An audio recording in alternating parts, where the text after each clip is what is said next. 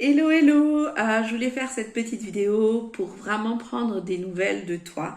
Je voulais savoir comment est-ce que tu vivais ce moment du coup par rapport à ce second confinement.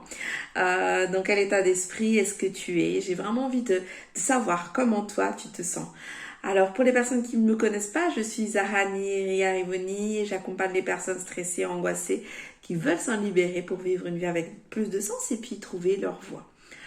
Dans cette vidéo, j'avais envie de te parler de ce moment qu'on est en train de vivre aujourd'hui. Je ne sais pas toi si tu revis la même chose que ce qu'on a vécu au mois de mars, mais moi pour ma part, ça n'est pas du tout pareil. Quand on vit en fait des moments comme ça, souvent la première chose qui se passe à l'intérieur de nous, c'est la peur. Moi personnellement, au mois de mars, comme tout le monde, j'ai eu une peur. Et moi, quand j'ai peur, je suis beaucoup en action. J'ai fait énormément de choses au mois de mars, du coup. Cette fois-ci, la situation est différente puisque je ne ressens pas du tout cette peur. Je l'ai peut-être ressenti un tout petit peu au début, au moment des annonces, mais c'est passé très rapidement.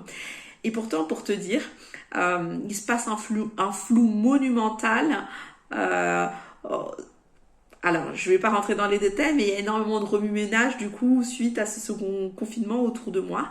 Et donc, je dirais que c'est une situation qui paraît pour le coup un peu plus compliquée que ce que moi personnellement j'ai vécu au mois de mars.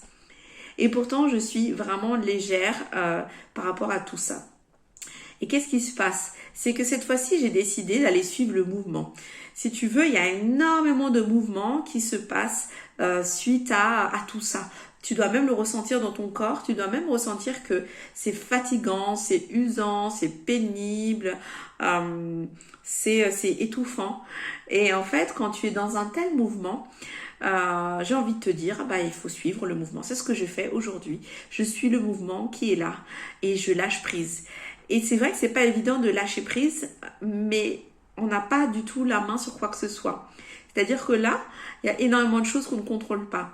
Et quand il y a quelque chose qu'on n'arrive pas à contrôler, qui n'est pas de son fait, on lâche prise. Et moi, toutes les choses qui sont de mon fait, je prends évidemment le temps de faire les choses bien comme il faut. Tout ce qui est de mon fait, je prends la responsabilité de faire ce qu'il faut pour que tout se passe bien.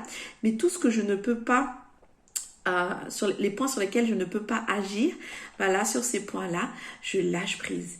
Et j'ai envie de te dire, pour une personne qui, comme moi, est passée par la dépression, une personne qui, comme moi, était et suis encore parfois encore un peu contrôlante, c'est vraiment un grand défi de lâcher prise. Et c'est ce que j'avais envie de partager avec toi aujourd'hui dans cette vidéo.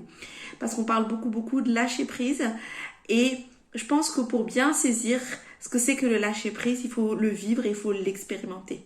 Et c'est ce que je partage beaucoup aujourd'hui avec les personnes que j'accompagne dans mes programmes. Cette notion de lâcher prise, elle n'est pas théorique, elle n'est pas conceptuelle, c'est quelque chose qui se vit, qui s'expérimente. La première fois, en effet, ça fait peur de se dire je vais lâcher les choses, mais lâcher prise, ça n'est pas à ne pas faire, mais bien au contraire, donner la possibilité de s'ouvrir encore plus d'opportunités et donner la possibilité à son soi et à son être de peut-être percevoir les choses différemment parce qu'on sort de cette idée de toujours contrôler les choses et de toujours vouloir faire les choses en tension et d'être sur ce qui-vive en permanence. Donc aujourd'hui, si toi tu es vraiment dans cette situation, tu es vraiment fatigué, que tout cela t'épuise et que tu as envie que ce soit autrement, mais que tu vois que finalement tu n'as pas la main, je t'invite à lâcher prise et à vraiment expérimenter ce que c'est que le lâcher prise dans ton quotidien. Continue à me suivre sur mes vidéos. Pour moi, c'est un plaisir de recevoir chacun de tes messages. Continue aussi à m'envoyer tes messages parce que j'aime énormément échanger avec toi. Et je te donne rendez-vous aussi sur mon site internet si tu as envie d'en savoir un peu plus sur ce que moi je propose et comment est-ce que je peux t'aider si tu as des difficultés. Rendez-vous sur www.sophro-zara.com. À bientôt.